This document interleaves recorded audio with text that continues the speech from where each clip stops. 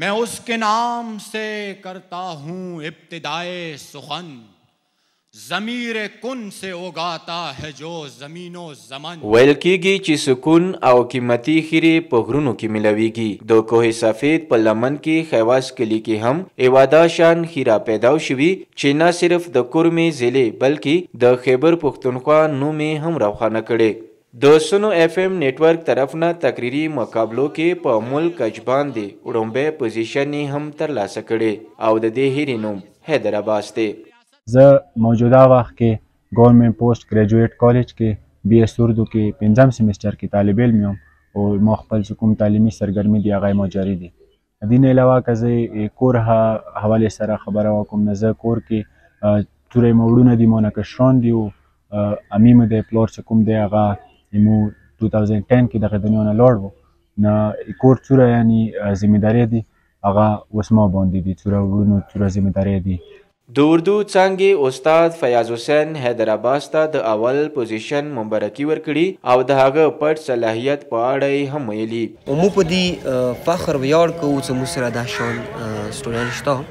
حیدر عباس موږ سره خپل کلاس کې یعنی 5م سیمسټر اردو کې ټاپر دی او انشاءالله چې کوم کارکردګي دی دا به ګولډ میډل حاصلوي. او هغه نه علاوه غیر نصابي کوم سرګرمیه دي یعنی ډیبیټ دی نور څه کوم کمپټیشن دی هغه که کلیج کې دي که هغه کورمې لیول کې دی که هغه صوبایي لیول باندې هغوی کې هغې حصه اخلي. خصوصا مو دې باندې فخر کوو چې هغه دې ځل ملکي سطح باندې کوم سپیچ کمپټیشن و تقریري مقابله و هغه کې اول پوزیشن حاصل کړو. حیدر عباس د سنو اف ام تقریري مقابلو نه څنګه خبر شو او د اردو مضمون سره یې دومره شوق ولیدی.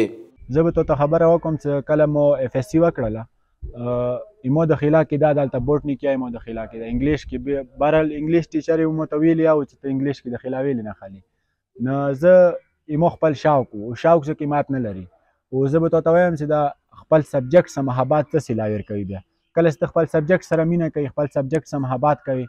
اول نه مثال خیم چې زه څنګه سلیکټ شوم دلته کوم سټیشن منیجر دی شاهد حسین صاحب هغه مو ته کال وکړو چې ته خپله ویډیو جوړه کړه هلته دوره کمپټیشن دی مختلف انعامات دي وکړي غټ پاکستان لیول باندې کمپټیشن دی چې ته وکړې سلیکټ شي.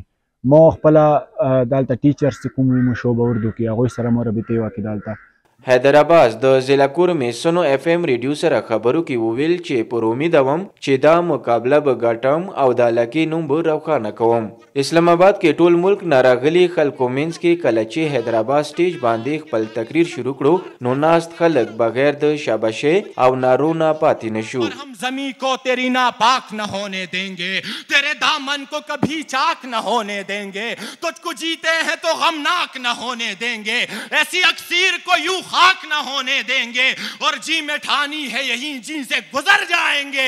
कम से कम वादा ये करते हैं कि मर जाएंगे, कम से कम वादा ये करते हैं कि मर जाएंगे.